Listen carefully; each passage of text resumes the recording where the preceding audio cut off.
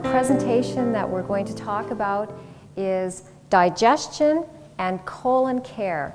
Now, this is very important. We've talked about in our last lecture the importance of choosing good food and choosing those foods that will build a good, strong body. But it's also important not just to put the good foods in, but that those good foods can be assimilated into our body. Because if we put something in and it doesn't actually get into the tissues, even though it's good, it didn't help us. So we're going to spend this next portion of our time together just talking about how our body actually works. I've found over the years, as we've done our presentations, that a lot of times people don't really know how their body works or where their body organs are. And where is your liver? And where is your liver? Here behind. I'm guessing right here. I don't know. Okay. Somewhere around there. I can't tell you exactly what organ it's next to, but yeah. Down in this area. Okay. Somewhere in your stomach area. Okay. And so we decided to include a presentation that would help give us a little bit more understanding of how our body actually works, where those body parts are that we're going to talk about, what their function is. We're not going to go into a lot of detail, but just so we sort of have an overview of how digestion actually takes place. Digestion and elimination, two very, very important functions in the body. So to start with, I thought I would start with a quiz. This is going to be a little bit more interactive, so you people have to help me out here. I want to know what this long organ is right here. Does anybody know what that is? Esophagus. You guys are good. Okay, what about this organ here? That's the liver. Good. Little guy under here? Gallbladder. Okay. Let's see. What about this organ here? Large intestine, okay. And what about in here? Small intestine. You know, sometimes people say to me, why is that called the small intestine? It looks like there's so much more of it than the other one. And that's true, actually. It's much longer. This one here is only about 5.5 feet in length, but it's about 2.5 inches in diameter. It's a much larger diameter, which is why it is called the large intestine. The small intestine has a smaller diameter, and therefore it's called the small intestine. Okay, let's see. This organ right here? Stomach, okay. And last but not least, what about in here? Pancreas, okay, I heard it. Very good. Okay, we're going to look at food as it enters our digestive system, and we're going to follow it through the body.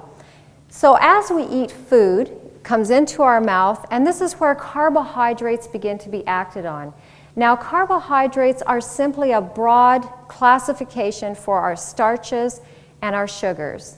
But this actually begins to take place, this digestive process, in our mouths. Very important then that we chew our food very well. Now, as we chew our food, we mix it with saliva. How much saliva do you think your body is producing in a day? If you think about your foods that you're eating, maybe you're eating 2 or 3 meals in a day, how much saliva do you think? If you envision your mouth mixing saliva with the food there, how much saliva do you think your body is producing in a day? It's 1 to 1.5 quarts, or you can, roughly liters would be equivalent, in a day. Roughly in about that much in a day that's being produced. When I first learned that, I thought that was amazing because I never really stopped to think about how much saliva the body is actually producing. And this isn't just water. Saliva is actually a composition that is specifically designed to help break down the carbohydrates, the simple sugars, as we chew our foods. Now, what is saliva composed of? Do you have any ideas as to what saliva is composed of? Water. Okay, water would be the very first component. Any other ideas what might be in there? Okay, enzymes would be in there. We've got mineral salts, and there's also mucus and enzymes. That's the components that saliva is made up of. And this is a very special mixture, as I've mentioned, that your body makes up. It has a fairly alkaline nature to it, and it specifically will work on the digesting of carbohydrates. If anyone's ever experienced low blood sugar, and you know when you eat something sweet and right away that picks you up, that's because some of those simple sugars are already being absorbed into your system and going to work. The glucose is being produced into adenosine triphosphate, as Rudy has talked about earlier. Now, oftentimes people come to us and we find that they are not drinking enough water during the day, and so then they have the habit of drinking water with their meals. Now, if you're drinking water or actually any other liquid with your meals, you're going to dilute the saliva that your body has produced. You're also going to dilute your digestive juices, which we'll talk about in a moment, and that is going to impair your digestion. So you will find that your foods, though you may be putting good quality food into your body, it's not actually digesting as well as it could if you were not drinking with your meal. So try to do your drinking apart from your meal time. If you drink a lot of water in between, and you can drink up to about a half an hour before your meal begins, and then wait for about an hour and a half to 2 hours after your meal, start drinking again. Drink a lot of water in between your meal times, and you will find you have enough saliva for your meal. You'll find your mouth is not dry, and your food will digest much better. I'd like to share with you this quote. It comes from a book called Counsels on Diet and Foods. And if you're interested in knowing where you can get a copy of this book, I believe that that information will be given to you at the end of this video. And this is what this quote says. It says, taken with meals, water diminishes the flow of the salivary gland. So it's actually diminishing the flow when you drink water. And the colder the water, the greater the injury to the stomach.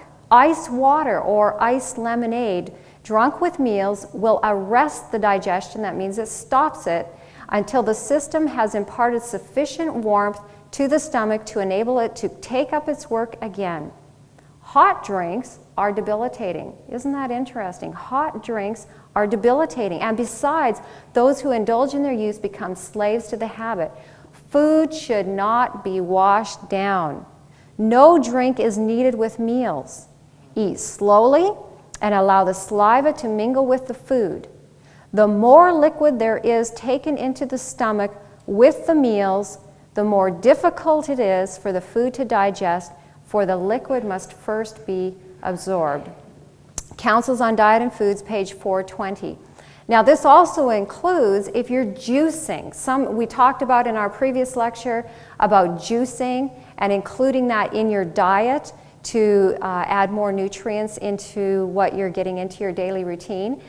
And your juicing, again, should be taken apart from mealtime as your water. So you can take it, again, up to a half an hour before your meal starts, or wait for an hour and a half to 2 hours after your meal is finished before you start drinking your juice, because your juice also will impair the digestion. Any liquid taken with your food is going to cause your digestion to slow down and to not be as good as it could. Okay, so we've chewed our food well, we've mixed it with the saliva in our mouths, carbohydrates have started their process of digestion. Now the food is going to move down the esophagus and into the stomach. And it moves by something called peristaltic action. It's a squeezing motion that moves the food down into our stomach. When I was young, I used to think when you swallowed food, it just dropped. But if you're of that opinion, you can try a little experiment. Try standing on your head and swallowing food, and you'll find it actually will go against gravity into your stomach.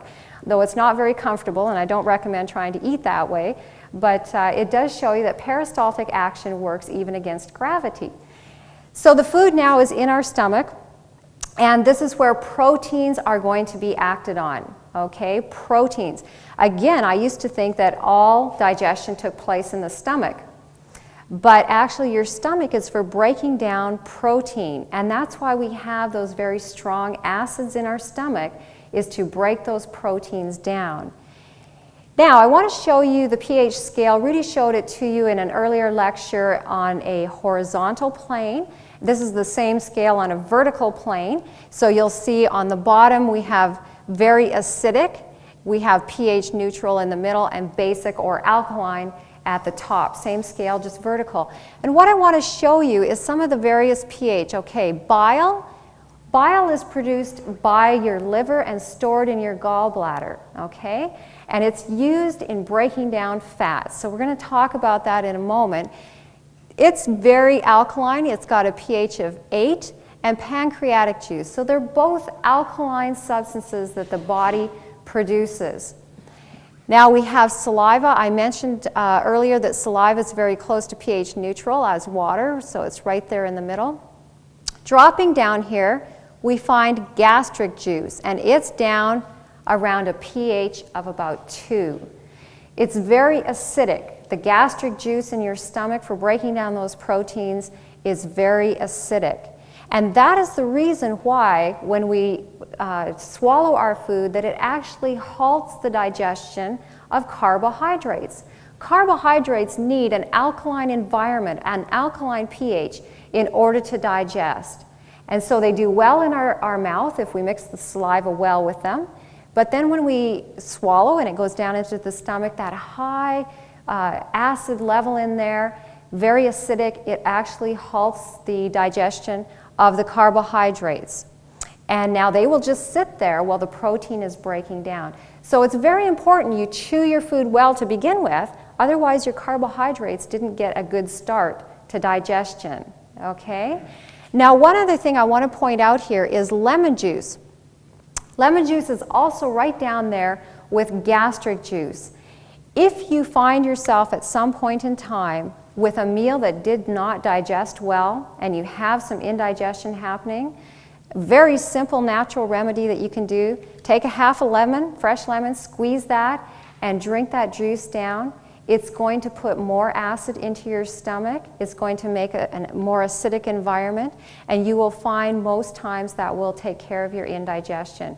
Very simple remedy that you can do. So I just thought I'd mention that since we were right there. Okay, how much digestive juice now do you think our body is going to produce in a day? We talked about how much saliva. How much digestive juice? Now this is going to be all your digestive juices that are going to be produced from the pancreas and the stomach. Any ideas what we would be talking about here? No thoughts on that? No takers? 2 liters? Okay. Well, it's actually a little bit more. We have a gallon, and we have up to 1.5 gallons actually daily. That's a lot of digestive juices that are being produced. And again, just like saliva, this is a complex formula from each of the organs that are producing these juices that are very necessary for breaking down those foods that we're consuming. This isn't just water, it's a formula. And our body, it takes energy to produce these digestive juices. Now, very interestingly, research has shown that people who consume predominantly raw foods in their diet, or a greater percentage of their diet coming from raw foods that contain those enzymes and nutrients that we've been talking about in an earlier lecture, their bodies actually will produce less than what someone would be producing if they're consuming a high protein, predominantly cooked food type of a diet. In fact, one individual was sharing on her testimony that when she switched to an all raw food diet, and again, I just want to make it clear, that's not what we're promoting is a 100% raw food diet. We are just promoting a greater percentage of your food to come from raw foods. But this individual had chosen an all raw food diet for a number of months, and after about 2 months, she found in her research that the needs of the body for digestive juices dropped to about a cup as compared to up to 1.5 gallons. Now that is significant. The reason I want to bring that out is because of this. If you're a person who has a disease, or you know someone who's struggling with a disease, you know that it takes energy for your body to get well. And if your body is tying up a lot of its energy in producing digestive juices to break down these foods, then it's using a lot of energy in an unnecessary area. You can free up some of the energy for healing simply by choosing more of your foods from the upper half of that hierarchy of food preparation that we talked about in an earlier presentation. So you can see how your body can actually, by the foods that you're choosing, simply through the digestive process, can either become more sick or it can be made well just in the digesting, in what it's having to produce to digest those foods. Okay, so the food is in our stomach now, and the proteins have been worked on. Can you see the angle of your stomach? Your stomach sits on a bit of an angle. It's not horizontal, it's not vertical either, but it does sit on a bit of an angle there. And that's very important for you to keep in mind, because as your stomach digests food, it uses both muscle and gravity action to digest that food. Now, what happens if you eat a meal and you go and you lay down after that meal? What's going to happen to that food? It's not going to digest well, because now we don't have the action of gravity. You still have the muscle action, but it's going to be much more difficult for your body to digest that food. And I don't know about you, we've probably all experienced this at some point in our lives where we've eaten a meal, we're very tired, and we go and lay down after that meal, and we wake up a couple hours later and it feels like that food is all still sitting there and it didn't digest. And you know that's exactly what happened. It's still sitting there. And when food does not digest in your body, it will either ferment, if it's a carbohydrate or sugar base, or it will putrefy if it's a protein type food. And anything that's going to break down by those processes are going to be toxic to your body. So you want your food to digest, you don't want it to break down through putrefaction or fermentation. Okay, the food now is going to move into the duodenum and out into the small intestine. Now it takes about approximately 3 to 4 hours, depending on what it is that you consumed, for that food to digest in your stomach. And then it takes approximately 1 hour for your stomach to actually empty that food out. So depending on what you're eating, if you're eating a basically fruit meal, a fruit meal is going to take about 3 hours to digest and 1 hour to empty the stomach. So give yourself a good 4 hours before your stomach would be empty. A vegetable-based meal will take an hour longer, roughly, to break down those vegetables and then move them out of the stomach. So approximately 5 hours when you have a vegetable meal. Now this is important because a lot of times people come into our office and we find they are very sick, they're not digesting their foods, they've got all kinds of problems happening, and what we find is taking place with them is they're having breakfast, then they're having a snack, and lunch and a snack, and another snack, and supper, and a snack before bedtime, and that stomach is always keeping busy. And the food cannot digest. They did a study on some nurses. They took a group of nurses. They gave them breakfast about 8 o'clock. Then they gave them a mid-morning snack around 10. Then they fed them lunch, gave them a mid-afternoon snack, fed them supper, and then they checked the contents of their stomach about 8 o'clock that night. And guess what they found? They found remnants of breakfast still in their stomach. It hadn't digested. And as we talked about, that's either going to now be fermenting or putrefying, depending on what it is that they had consumed. So that food does not digest. That's very taxing on your whole digestive tract, but it also is producing toxin in your body, and it's going to lead to disease in the system. So we shouldn't be taking anything into our body in between our meal times. We should be allowing adequate time for that food to digest. And I want to share with you a quote here. And this quote says that regularity in eating is very important for health of the body and serenity of the mind. Never should a morsel of food pass the lips between meals. Very important. A morsel is how much? Very small, okay? So never should a morsel of food pass the lips between meals. And if you follow that counsel, you will find that your digestion will improve. You will have better health. Now, another problem that we see quite often with individuals coming into the office to see us is that they are combining foods that do not digest well together. Now, we're not going to go into a lot of food combining issues here tonight, but we do want to just mention a very common error that many, many people make, and that is combining fruits and vegetables together at the same meal. As we talked about, fruits take approximately 3 hours to digest and 1 hour to empty the stomach, so you need 4 hours for a fruit meal before that stomach will be empty. Vegetables take an hour longer, so you need 5 hours for a vegetable meal, usually. Now, it can vary depending on what you're eating, of course. Now, if you combine those together in the same meal, the fruit is going to sit there waiting for those vegetables to finish their processing, and they will start to ferment. Those sugars in the fruit will start the process of fermentation happening in the stomach. And people end up with things like gas and bloating and a lot of very uncomfortable symptoms happening in the body. So those two foods should definitely be avoided at the same meal. Don't combine them together. And again, here's a quote. This comes from the book Counsels on Diet and Foods. This is page 112. This says, fruit and vegetables taken at one meal produce acidity of the stomach. Then impurity of the blood results, and the mind is not clear because the digestion is imperfect. You should understand that every organ of the body is to be treated with respect. In the matter of diet, you must reason from cause to effect, as Rudy has mentioned.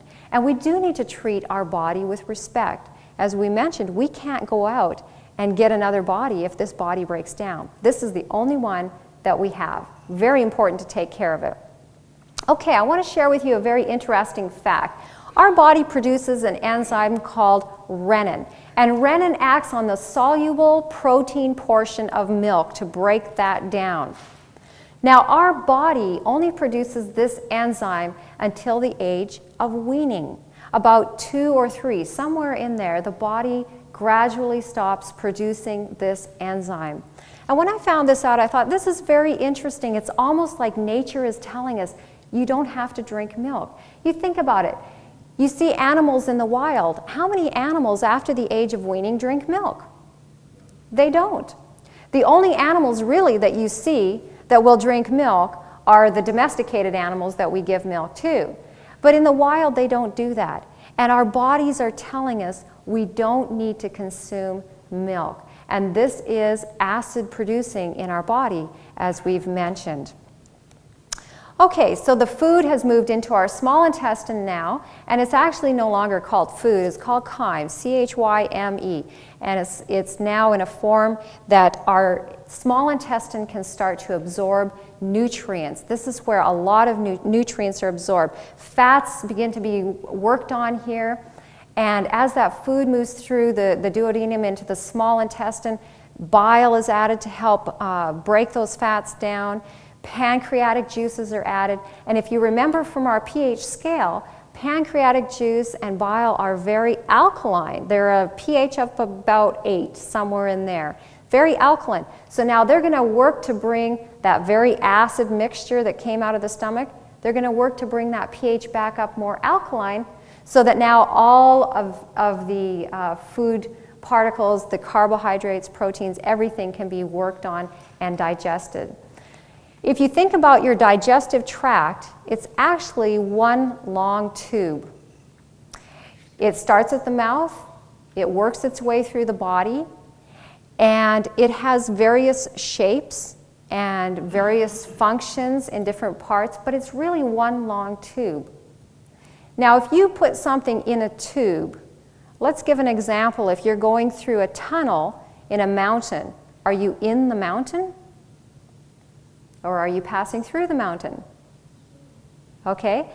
Food, when you put it into your food tube, it technically is not yet in your body. It has to get through the walls of that food tube to actually get into your body. Do you follow me? Okay? A lot of times people come to us and they say, you know, I am eating all the right things. I'm eating lots of good raw foods and drinking juices, and I'm doing all of these things. Why is it that I am still sick? And oftentimes we can trace it back to there is a fault with their absorption. The nutrients, though they may be putting good nutrients in, for some reason, depending on what the problem is, it's not actually absorbing through that food tube. It's not getting into their cells and making the difference where it needs to.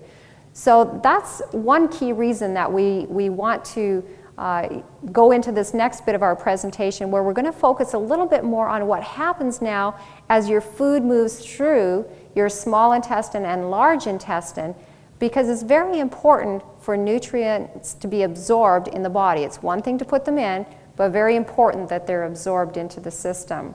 So now this food, we followed it through the digestive tract, and it's now in the small intestine where it's called chyme, C-H-Y-M-E.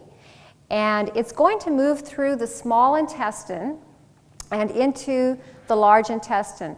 Now, as it's moving through the small intestine, if we have consumed a lot of sugar in our meal, it will actually move very slow, or depending on the amount of sugar, it could possibly even stop for a period of time in that small intestine while your body deals with the sugar that was consumed. Now, what happens if that food is not moving through the system as it should? What happens if it just comes to a halt and stops there in its digestive process? What's going to happen to sugar? What did we learn?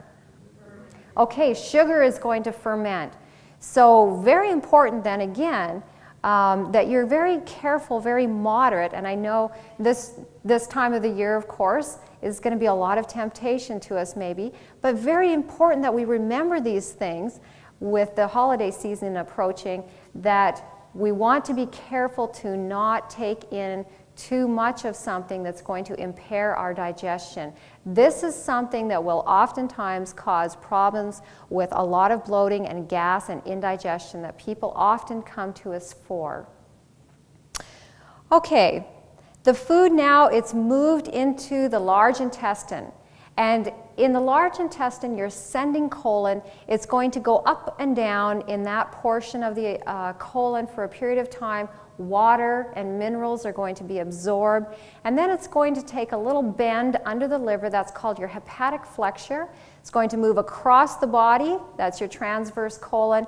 It's going to bend again at the spleen and then move out of the body. Now, this whole process from ingestion of food until the food actually exits the body should take between 12 to 24 hours. Now, I'm a certified colon hydrotherapist, and I get into my office very regularly individuals who their transit time, this is what we call transit time, their transit time can be, believe it or not, I have some people that it takes a month. A month. They're having one bowel movement a month. Now, your body is not designed to be carrying that around in your system. And what happens is that matter that's sitting there in your body, it starts to, as we've talked about, ferment and putrefy, and it's continually pumping out toxin into the system. So it's very important that our transit time is in good shape.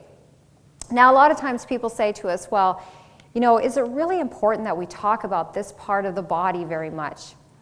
You know, I can talk to you about your liver and your heart and your brain and probably any other organ in your body, and we're very comfortable to discuss it. But when we get to our colon, for some reason in our society, we really don't want to talk about it. But I want to ask you a question.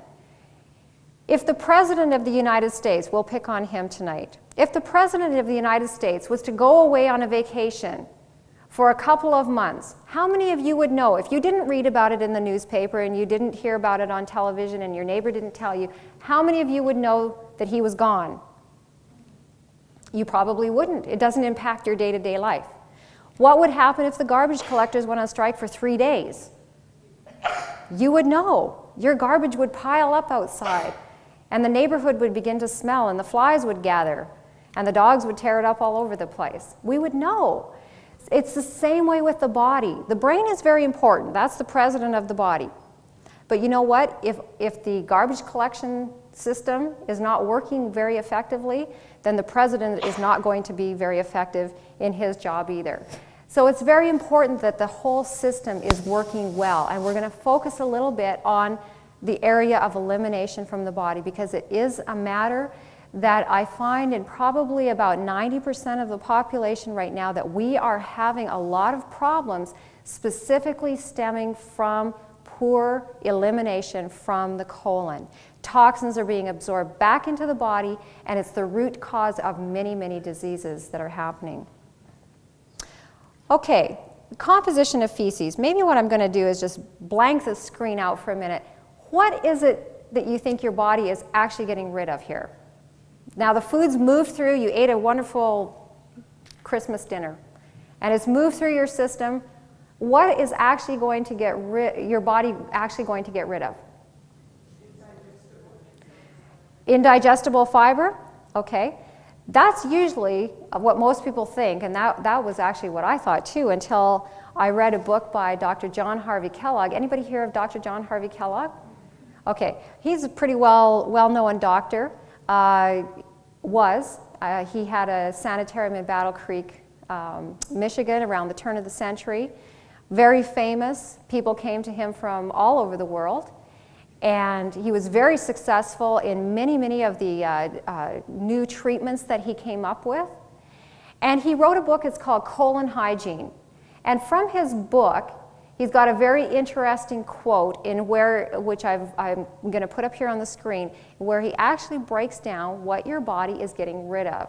And I want to show you this because I think it's important that we actually know what our bodies are getting rid of. The chief constituents of the feces are as follows. There's bile. Where'd the bile come from?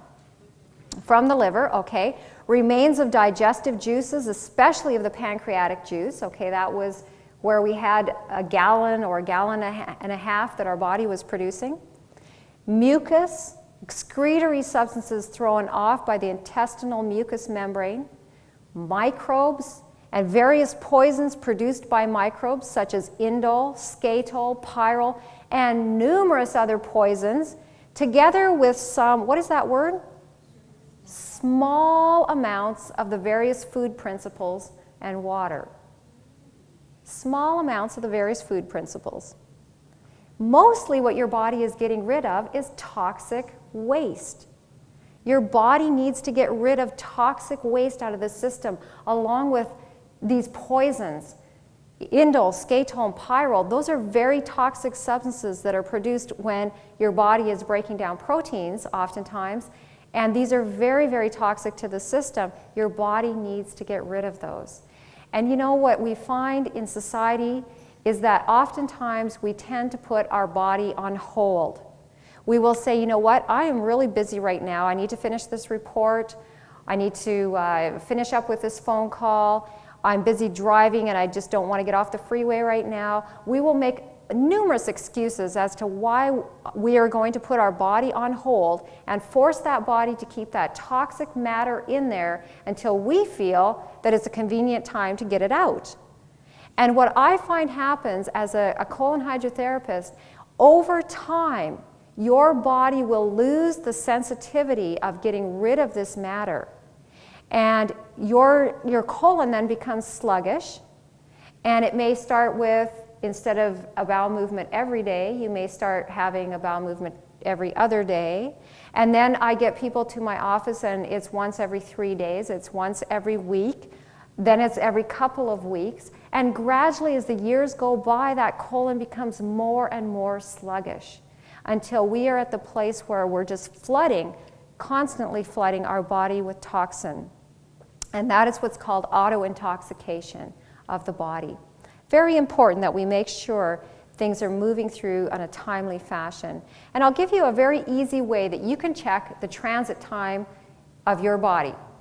With a meal, you can pick on any meal you want. Breakfast is probably going to be your easier meal. Take a couple tablespoons of sesame seeds. Sesame seeds. Don't grind them, just eat them, just chew them up and swallow them. Doesn't matter how hard you chew, you're not going to get all of those sesame seeds chewed up. Swallow them.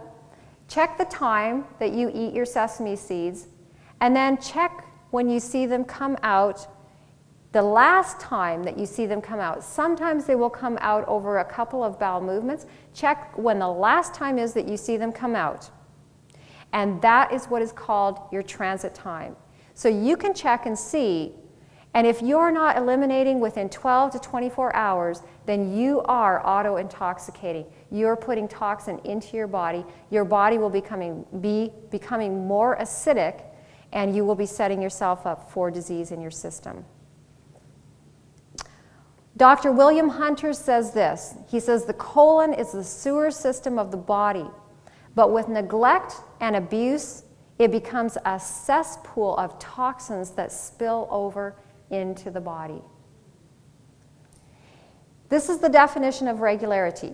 If you eat a meal, you should have a bowel movement, okay? Because you're putting substance in, and it's going to be digested. There's going to be digestive juices, there's going to be bile, there's going to be various poisons produced as this sits there and breaks down, and the longer it's in your system, more poison. Okay, do you follow me? There should be an elimination if you have a meal coming into your system. There should be an elimination for that meal 12 to 24 hours later. If you're eating 3 meals daily, but you're only eliminating once a day or once every other day, you must think and ask the question, where do you think the rest of that food is hiding? What's happening to it? Why is it not passing out of my system? And what is it doing in there to my body? The very first cause of weight gain is toxic accumulation in the bowel. That's the very first cause. And by the way, that is actually one of the key reasons why a lot of times we find people are underweight and they can't put weight on. They're trying to put weight on, but again, they have a very toxic bowel, and nutrients are not being absorbed as they should. The colon can expand up to 5 times its regular size. This is something called megacolon, and I'm actually going to show you a textbook picture in a moment that you can see what actually happens when the colon has expanded with this matter in there.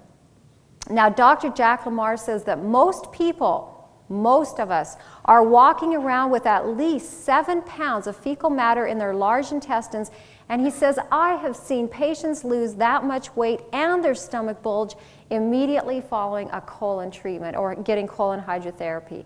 And I know in my own practice, I have seen that happen as well. I've actually had an individual who came into my office and lost 10 pounds. Now, that's not common. It's not something, if you're a person that's hoping to lose some weight, that's not a weight loss trick or gimmick, okay? But it just shows that there was a lot of matter that was sitting there in that colon that shouldn't have been sitting there, that needed to get cleaned out. Now, this is an actual x-ray picture, and I don't know if you can see this real clear. But this is a picture of one of my clients, and she actually asked me to use her x-ray in presentations. And over the years, I have used her x-ray to show individuals what happens when the colon has been left and neglected, and what can happen over many years. Now, this person, from the time of a child to now she was in her 60s, years later, had found that her system would not work at all. She would come to me to get that colon cleaned out, but it would not work on its own. And finally, after months and months of working with this individual, and we seemed to be getting nowhere, I finally had her go for x-rays. I said, something is just not right here. We need to see what's happening. And when she came back with these x-rays, I could see what the problem was. Now, do you remember in our picture at the very beginning how our ascending colon comes up, transverse across the middle, and descending down?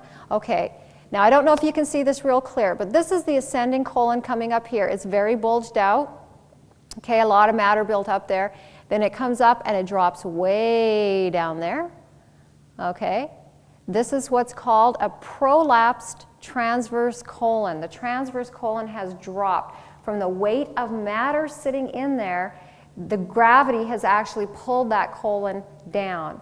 And now, obviously, this is going to impair good bowel function, because now matter has to go this way. And you can see it's very large, goes up again underneath the spleen, and here it's coming down. Now it's very narrow, bulging out a little bit here down our descending colon, very, very narrow in here, and then down here it's got a big mass in here, and this is the reason why this individual was having such trouble with their colon.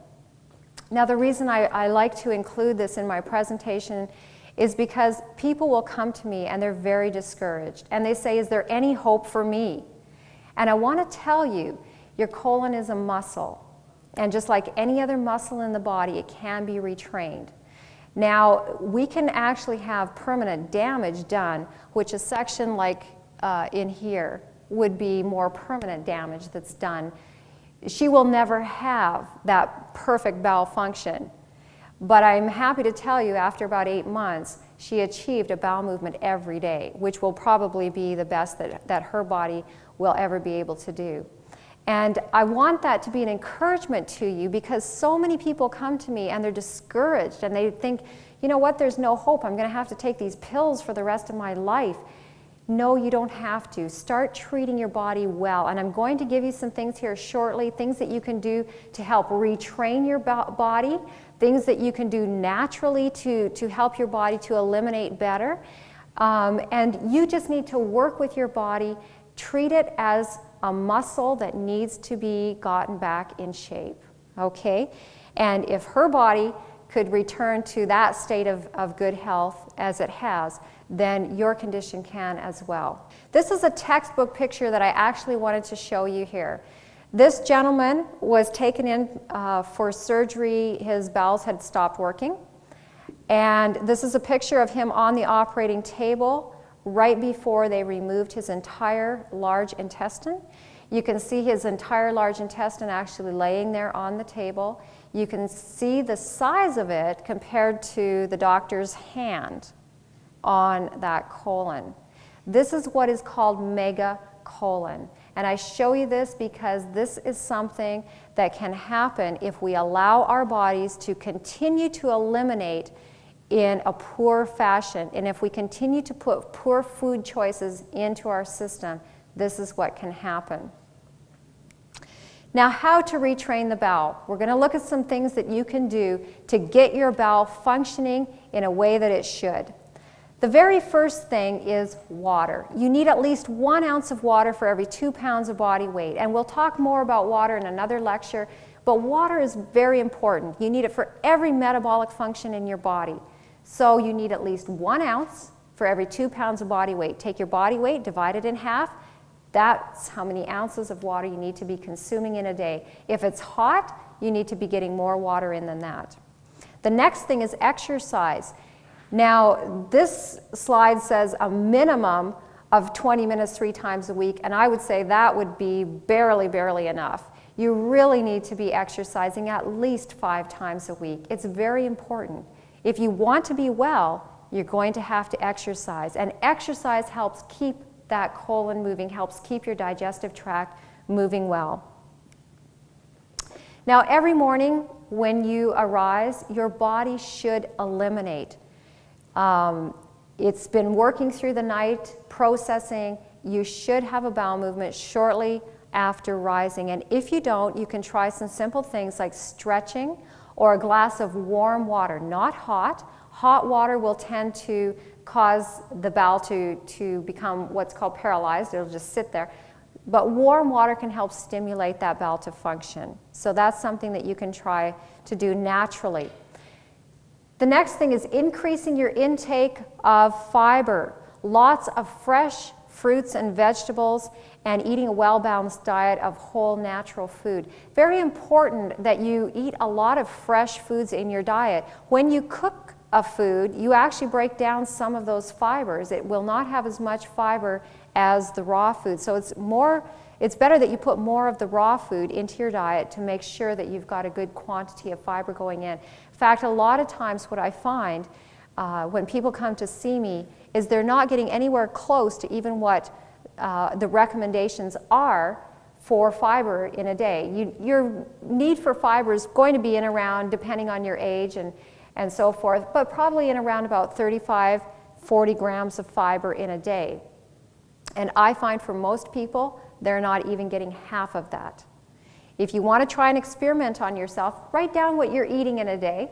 You can go online, you can find out how much fiber is consumed in those foods that you're eating, and see if you're anywhere close to the amount of fiber you should be consuming in a day. And if you're not, you need to make some adjustments there to what you're eating.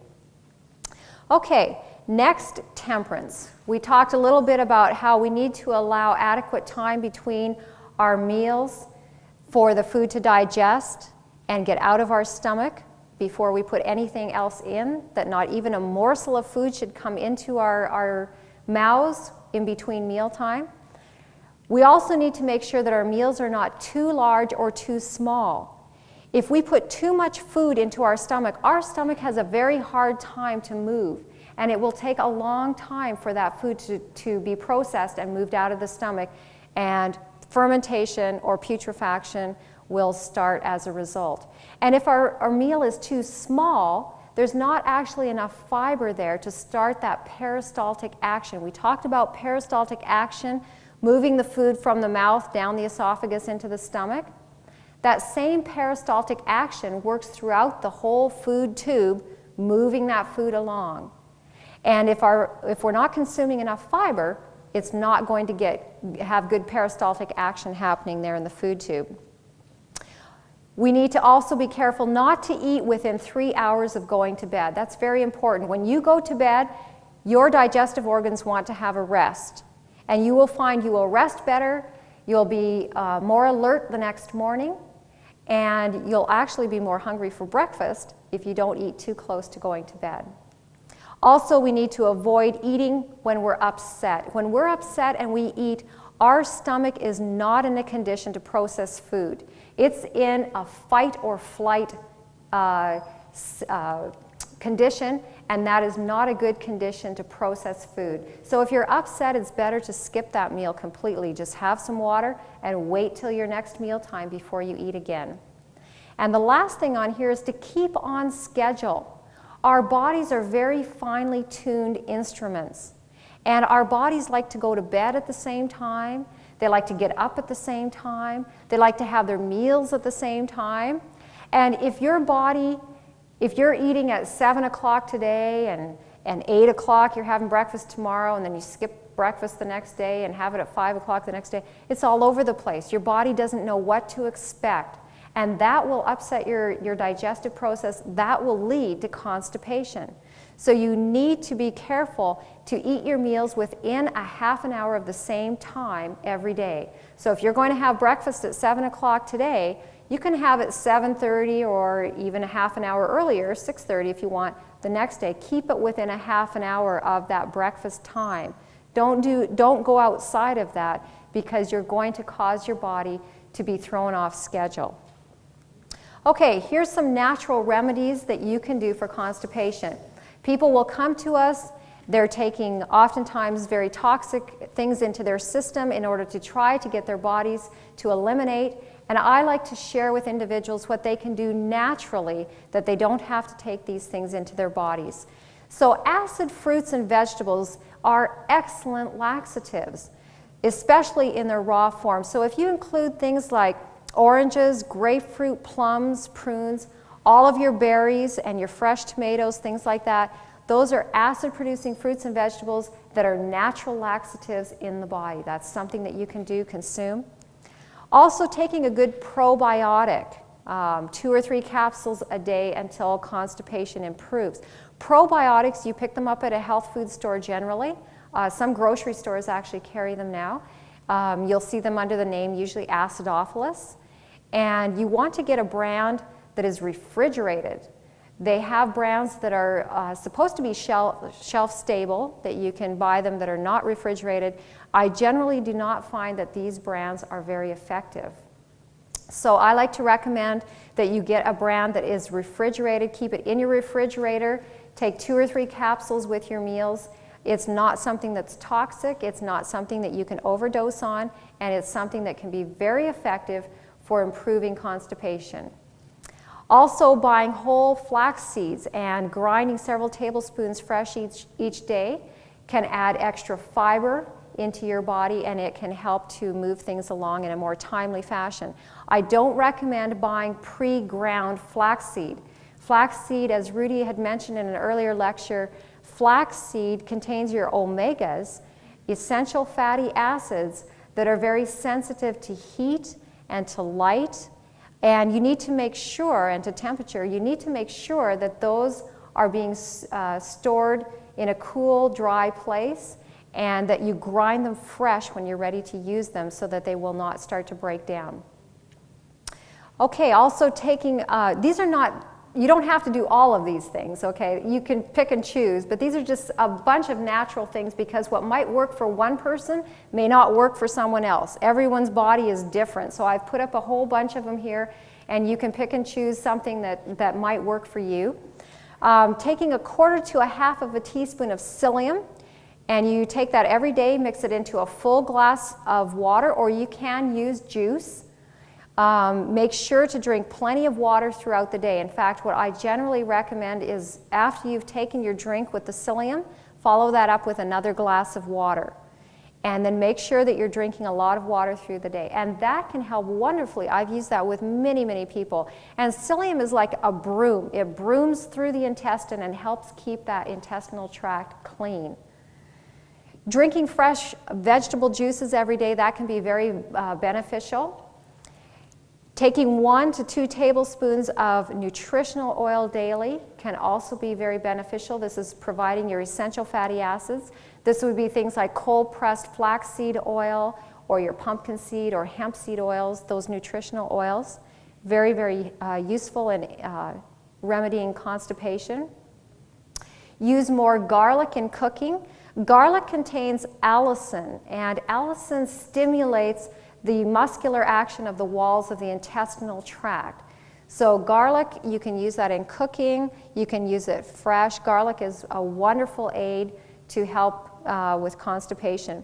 Now the very last one I put up there, it is what's termed a natural remedy, but ideally we don't like to recommend supplements. When people come to see us, we very rarely recommend supplements. We like you to go to your grocery store or to your garden because I believe that the nutrition that our bodies need come from the foods that God has prepared for us.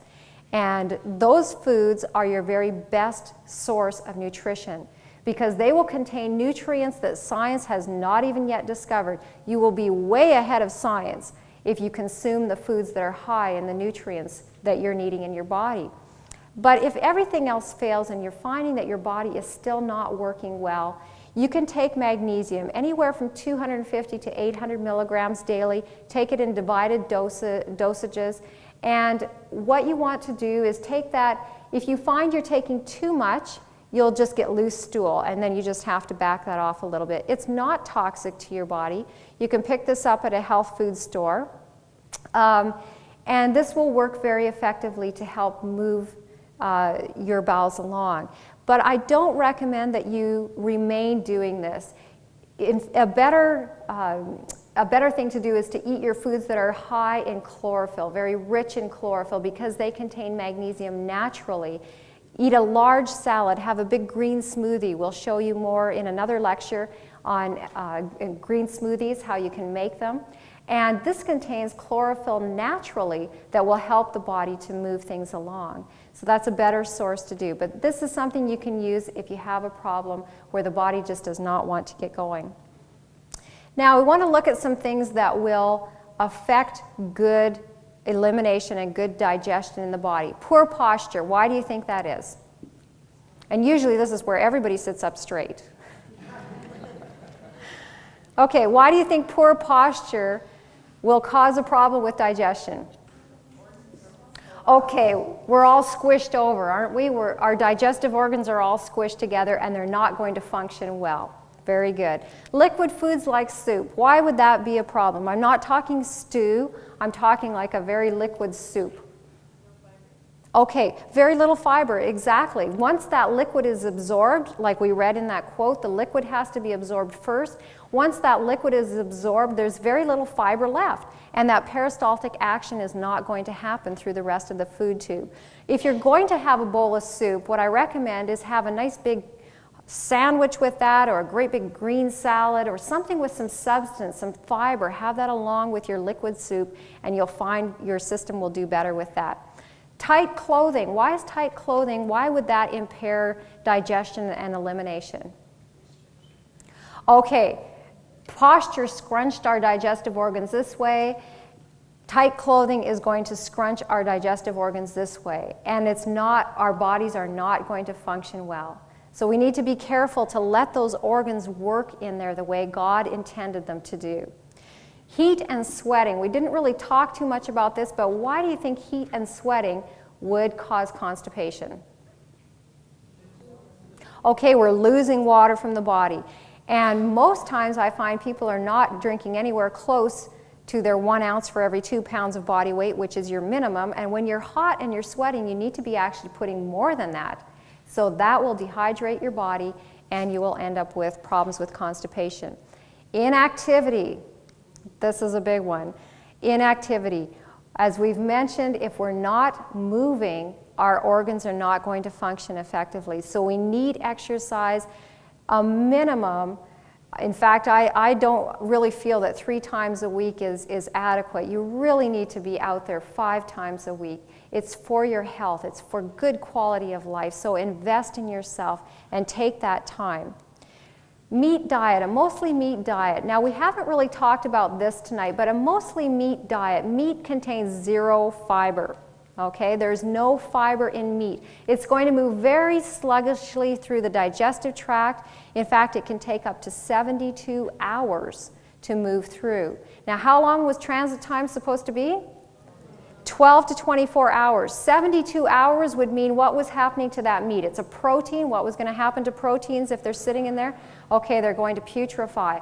So that is what's happening. You think about if you left a pound of hamburger or a nice steak on your counter for 72 hours in a nice warm environment, what would happen? It would be rotten. You wouldn't want to eat it, and that's exactly what happens in our bodies. So mostly meat diet is going to tend to poor health and very poor elimination. And sugar, we've talked about, that paralyzes a certain portion, the jejunum in the small intestine, and actually will cause fermentation to happen. So I would like to encourage you that as you think about the things that were presented this evening, as you think about your body, this is the temple. God wants to dwell in you, and I really encourage you to treat your body as the temple of God, which He intended it to be. Thank you.